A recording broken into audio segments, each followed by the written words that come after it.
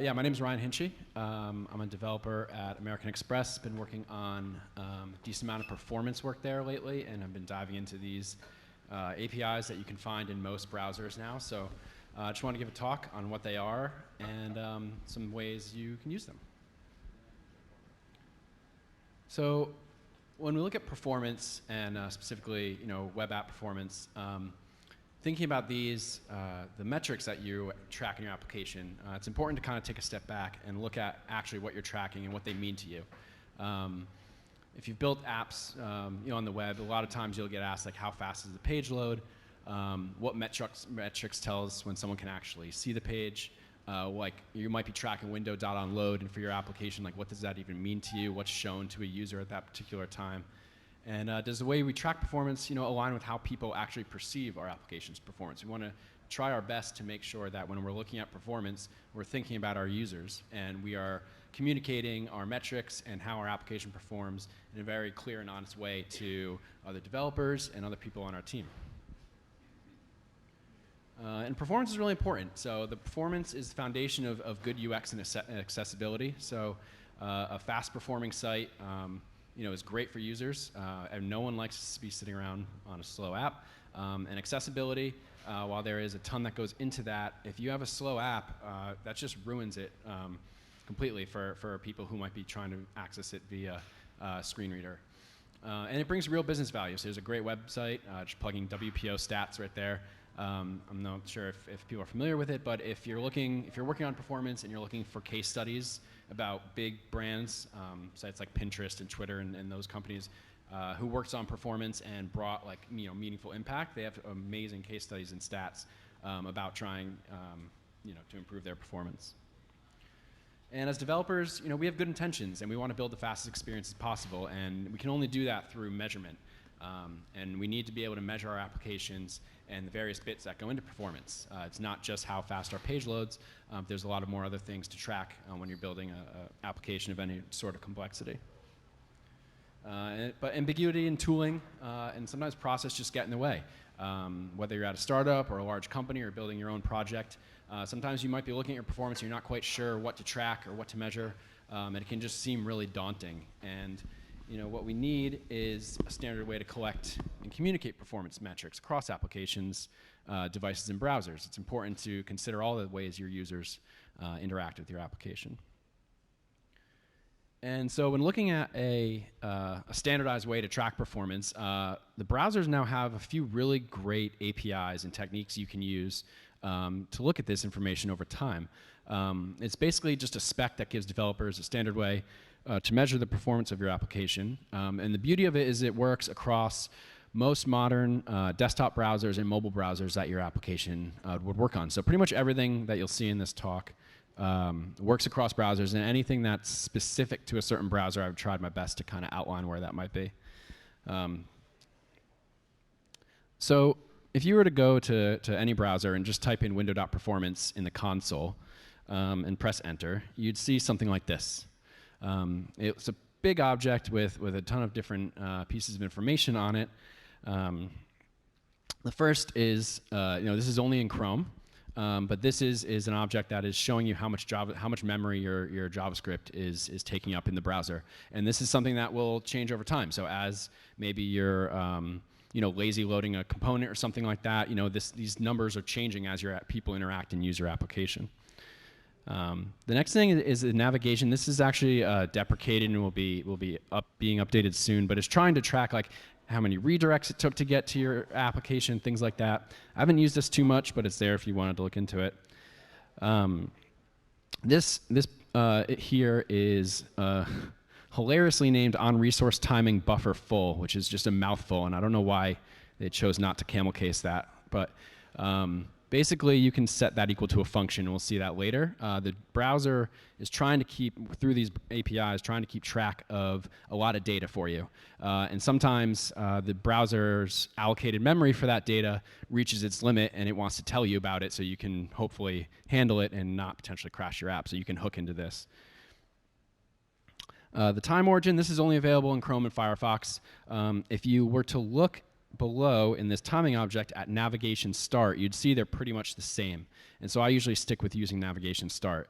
And this timing object is definitely super important, and it's probably the most widely kind of looked at part of this performance object here. This is telling you for the initial page you requested a lot of information about that actual HTTP request. And if you were to visualize all these pieces of information, you'd probably look at it some way like this. This is kind of standard if you look at like MDN docs or a lot of Google docs out there about a request, an HTTP request. It breaks it up into these stages. So what you see is like navigation start, which is kind of when the app is going to that page. Any redirects that might be happening. You get your DNS information, your TCP connections. If you're serving the site over HTTPS, it'll tell you how long that took to connect. And then you get into your request start, response end. So that's kind of going to give you your time to first byte, or response start, how long it took you to get the full payload, so that would be response end, and then there's various pieces of data about the DOM and processing your JavaScript and CSS and things like that. And all this information is available in most browsers. It is a great place to kind of start looking at this and trying to track these pieces of data over time. But this talk is really about a lot more than just what the browser gives you with this information. There's a lot more you can do, and our applications that we build are a lot of times more complex than just the initial page load. So you need to track like how people. Oh, sure, yeah. This is a lot better. Yeah, you need to track how people interact with your application over time. So people clicking on things or scrolling and stuff like that. You also might want to know like what assets is your application asking for? What HTTP requests does it make over time, and what do those look like? And you get a few ways to measure those things and look at them. So if you were to go into a console in a browser and type performance.getEntries, getEntries is a method on the performance object we were looking at earlier. You'd see something like this. This is not really very helpful to us at this point in time. But it basically, if we were to just go back to this, it's giving you an entry. And what's important to understand about this is essentially just an array of objects that the browser has deemed important to your application's performance. And you can go into there's a lot of documentation about what these different objects are, and we'll get into some of them later in this talk. But think of this as an array. When you type get entries, it's giving you a snapshot at that period of time. This is a constantly growing set of information as your application makes network requests or people interact with it in certain ways, or you can actually add entries to this, which is what we're going to get to. But get entries will give you an array of these, and then you can filter them and do various things with this information.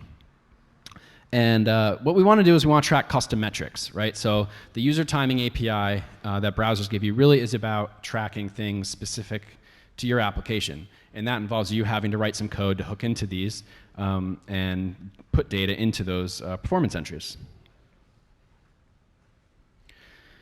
So the two ways you go about doing that are with these methods, performance.mark and performance.measure. These are two methods available on the performance object that allow you to add entries to that array we saw earlier. So the difference between the two is if you type performance.mark, what that function does is it marks a single point in time. So we'll look into like what that actually looks like when you do that, but it's just a single point in time. You're saying, hey, mark this point in time. I want to tell you, browser, that a certain thing happened. It'll automatically timestamp things for you. And measure is basically looking at the amount of time it took between two of these marks. So with these two things, you can actually do a lot of tracking in your application. So imagine here, it's a bit of a contrived example, but imagine if we had a function in our application that called an API to get a list of users. It is a sync function, so on lines 4 and 5, we're just setting two variables to just be strings to mark this, to have values saying this thing has started and ended. And then on line 7, we're calling performance.mark and passing it that string. That is telling the browser, hey, add an entry to that array we saw earlier, and we'll look at what that looks like in a bit, but that's all you'd have to do right there. Just, hey, we're starting to make the user's request API call. Then you go and we try to make that request. We might want to handle some errors, and then finally we want to say, hey, this request ended. And you might actually want to do something a bit more advanced here and saying, hey, we're marking that it failed or it completed successfully. But we're saying performance.measure, and we're passing it a string, which is just a name. This can be anything you want. We're saying it's the user's API request. And you pass it the start and end marks, essentially, those strings. And that will actually measure, what that's doing is measuring the amount of time between when you mark the performance.mark start and performance.mark end. And that's going to basically tell you here how long it took for your API to get back. And, you could use this for things like if a user measuring animations. I mean, you can do anything you're calling in JavaScript. You can kind of use this to measure that. So if we were to look at this, we added 2 marks and a measure. And then if you were to call get entries again, if you looked all the way at the bottom, you'd see 3 new things. I know it might be a little hard to see up there, but you see your user's request start, your user's request, the API request, and then the user's request end. These are 3 new entries available to you in this array. So we can pull out measures and marks. So there's get entries. There's also a method called get entries by type. And there are various types that you can hook into, and the 2 main ones are measure and mark, and there are a few more we'll talk about. But these are going to give you all of the different entries for that particular type. So if you were to type these 2 things in your console, you'd now have 2 variables, one called performance measures and one called performance marks, each holding an array of these respective entries. So if you were to type then performance marks in the console, you'd see your 2 marks. And this is what a mark looks like. All we pass to performance.mark is the name, that string right there. You see the entry type of mark, and then you see the start time. So what that is telling you is, it's telling you basically since navigation start, which we looked at earlier, and this is where that time origin value comes into play, but you usually just use navigation start because it's used everywhere. How long since then did this thing happen, right? And so you can see those 2 numbers. And these look kind of funny in Chrome. These are what they're calling DOM high-res timestamps. So they have like the decimals after, and they're like super accurate, like sub-millisecond timing.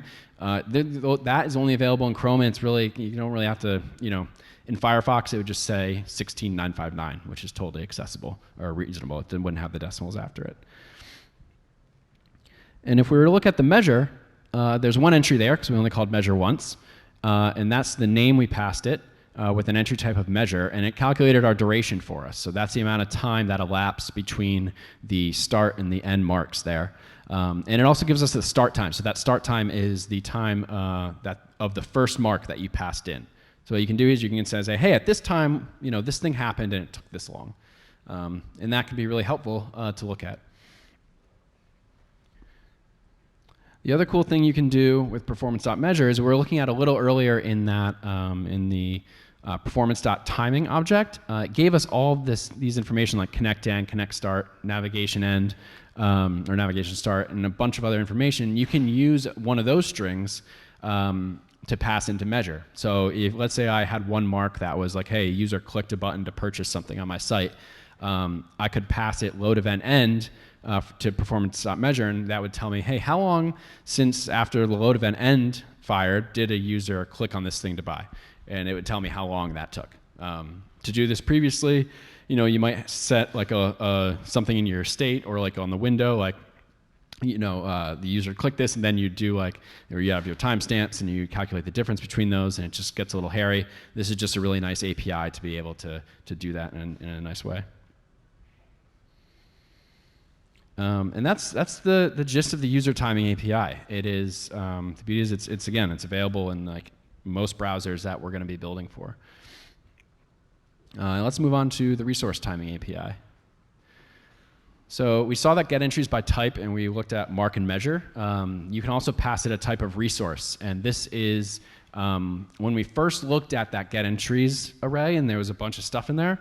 Most of those are going to be resource types when your page first loads. So anything that your page asked for, it's going to end up in the browser is going to put it in that array for you. So you think about if you have your page and it asks for some CSS files, some JavaScript files, maybe it makes some AJAX requests.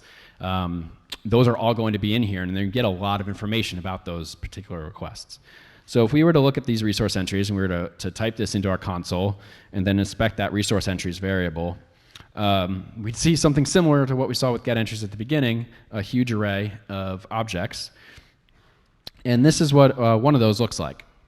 So you can see that it looks a little similar to the performance.timing object, where we have a bunch of information about the actual network request itself. So we've got connect end, connect start, information about the DNS lookup. But we also have things like the name, which gives us the URL that was requested. And we have some really cool information like the decoded body size and encoded body size and duration. So this is really telling you, hey, how big was the request over the wire? How big was the request after the browser decoded it? If it was was gzipped or something like that, how long did it take? And things like that. So that you can hook into this information and do some really great things. The one thing to look out for when you're using the resource timing API is CORS issues. So if you're loading assets from, let's say, a CDN, and those are on a different domain than the application that's being loaded to the user, you want to make sure that you're sending this timing allow origin header down with those assets. So this is a pretty typical setup with any CORS config, where you can just say any domain can access information about this resource, or you can give it specific domains. And what you see below, those values are what will not be available to you if you're on a different origin and don't pass this header down. So it's important, especially with a CDN or something, to make sure they're sending this back with those assets so you can get that.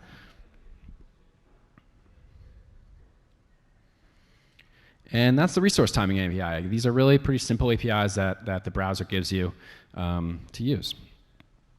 But there are a lot of other cool things you can do with these that I wanted to kind of talk about as part of this talk. One of those, and this is Chrome only, but they're paint entries. So Chrome has this idea of first paint and first contentful paint. So what they're trying to track is first paint might be, maybe there's a navigation bar or something right up top that's available. The user can see something. They know something is on the page. And then first contentful paint is oh, hey, maybe there's probably some text available, and there's probably an image, and there's stuff that the user can see that's actually meaningful to your application. Chrome is trying its best to track these things, and you can pull those out again using get entries by type paint. This is only in Chrome, but it's something that you can use to look at. Again, this is when we're talking about clear and honest performance metrics.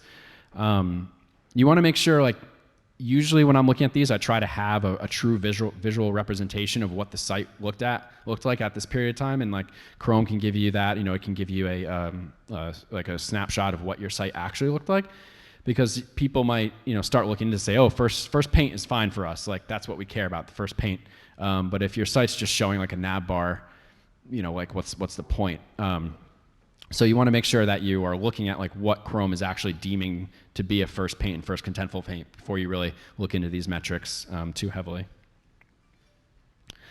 The other really cool thing you can do, which has saved me a lot of time debugging back-end performance issues, is this server timing header. So what we have here is a fairly just a super basic, just copied and paste from Express Docs.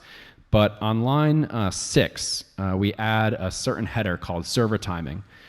And what this is really letting you do is, let's say, if you just have a classic web page where a user requests your page, you pull out bits of data from the URL, you query your database maybe for a user with a certain ID or something like that, you render a template, and then you return that HTML string back to the user. You can kind of keep track of how long those individual steps took, and then send that back to the actual user. And what that won't give your users anything, but as a developer, it's going to give you some more information in Chrome to look at. That's going to let you, if you want to track this information along with the performance data, you could, but also just for quick iterations in development, it makes it so you can quickly see if you see your back end for whatever reason taking a long time, you can see immediately in Chrome what that looks like. And what we're doing here is we're setting the header, and then we're just setting it to a string. And what you see is there's a a metric, which in that first case is database, and then DIRD is essentially stands for duration, and you pass that like a timing in kind of whatever time you're looking at, usually like milliseconds. And then the second one is basically saying, the first one is metric, and they call it a metric, which is you could say like TMPL, which is template. And you might want to pass it a description, which gives like a more meaningful, you can use like, you can't have like a the metric have spaces or anything in it, so you'd have to pass like TMPL or whatever. That might not be super helpful, but you can pass it, you have to pass it that, and you can also alternately pass it a description, which you can give it a bit more meaningful piece of data, and then the duration as well. And what that looks like in Chrome, you see here like you're on the timing tab of a network request in Chrome here. And what you usually have is everything above those black dotted lines. You've got like, your TCP connection, your DNS, the time to first byte, all that good stuff. And you might be like, well, why did this take so long? Chrome will actually will parse that server timing header and show it here, and give you little lines as to how long each thing took. So this is like, it's just been super helpful to do. And then like sending performance data to the server. This is a pretty standard thing to do. Like if you're looking to track this data, a lot of times you want to send it to like a logging service or just send it to like a database somewhere to look at later and analyze. Like that's usually what you're interested in. You're usually not interested in just looking at like one particular request. So this is just like an example of how you might do that. So you might want to set up like a listener right at the bottom that just every 2 seconds you're going to pull stuff off of those entry objects. So you're going to ask for your resource entries, your marks and your measures, and maybe just send those all through, stringify them and send them all through to a backend. And one thing that we're calling that clear performance entries method on line 22. And that function, like we talked about that resource timing buffer full key in that original window.performance object we were looking at. This is like without hooking into that explicitly, what those methods are doing is they're just clearing out all the marks from that entries object. So if you're like building an application like Slack or something where users might be in for a few hours and you're tracking a lot of performance data this way, that array is going to get pretty large over time. And you don't want to have thousands of entries in there when if you've already sent them to your server, best practice is just kind of clear them out so you're not using unnecessary memory. Again, hooking into that buffer full event, this is really all you'd have to do for that. So the function on line 7 that it's being set to, that could take event as an argument. You could get a little bit of information about what this is. But really, if you just kind of set this up every time the buffer's full, you'd probably want to send data to a server, then clear them out, and you can be pretty safe doing this. This is actually a really awesome, and this is somewhat unstable, like nodes. They support this API, which is really great. It changes, so like if you look at the docs for this in Node 8 versus like Node 10, there are some differences, so you just want to make sure like read the docs for the node version you're on.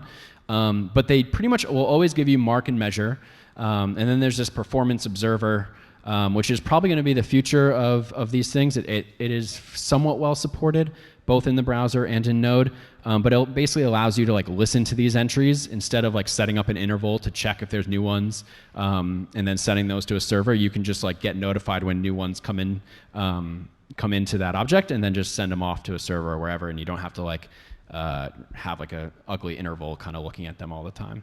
But you can just that perfhooks is not that's not a NPM library. That's like a Node core thing. So you could require that and check that out. It gives you marks and measures, and when you mark something or when you measure something, those pieces of data are the same exact data structure as what's available in the browser. So when you're setting this stuff to your backend, you can write shared logic that calculates timing, whether it's browser performance data or Node performance data. You can have, like, if you're looking at this and trying to analyze it, you can have code that can handle both because the data structure is the same, which was quite handy of Node to kind of do. The other thing to do, and this is probably one of my favorite things to do with this API, is when you're measuring performance, like, it's super important to get real user data, obviously, right? So we all want to know like what's actually happening to users. And when you're pulling this data off of users' browsers and sending it to a backend, that's going to give you like what users are actually experiencing. But when you're developing sites and you want to know pretty quickly, like, hey, this new feature we ship, even before we ship it, what's its impact on performance? You can do synthetic testing, which isn't with real users, but there's a ton of tools out there that do this as well. Tools like Dare Boost and Caliber and things that will basically either run like Chrome or some other headless browser and try to track the performance of your application. But if you didn't want to use any of those, this is just how you would do it in Puppeteer. So you could have like a node script and run this whenever you want. And what this is doing is it's just telling on lines 10 and 11, it's just telling Puppeteer to, hey, start tracking this stuff for me. And then you can go to a website, and then lines 15 through 18 is pulling all of the data we talked about as part of this talk out of Puppeteer. So you're going to get your resource timing, your marks, your measures, and in that timing object to tell you about that initial HTTP request to serve whatever document you asked for anyway. You can get all those things and then just return them and do whatever you'd like with them. You could send these to a server or have them, look at the data as part of your build process and update a PR with like the performance data. You could do a lot with this because you can run it on like a CI/CD server whenever you want. And so this is there's a lot more you can do with Puppeteer as well, but I just wanted to show like a small example of how you can get all the data that we talked about tonight out of Puppeteer, which is just kind of when I started looking into these APIs and Puppeteer, my mind was kind of blown for a minute that it was this simple to get this data out, and you could run this like for super cheap whenever you want. And it's just like a pretty amazing thing that we can do that these days. And yeah, that's really it. So open for questions.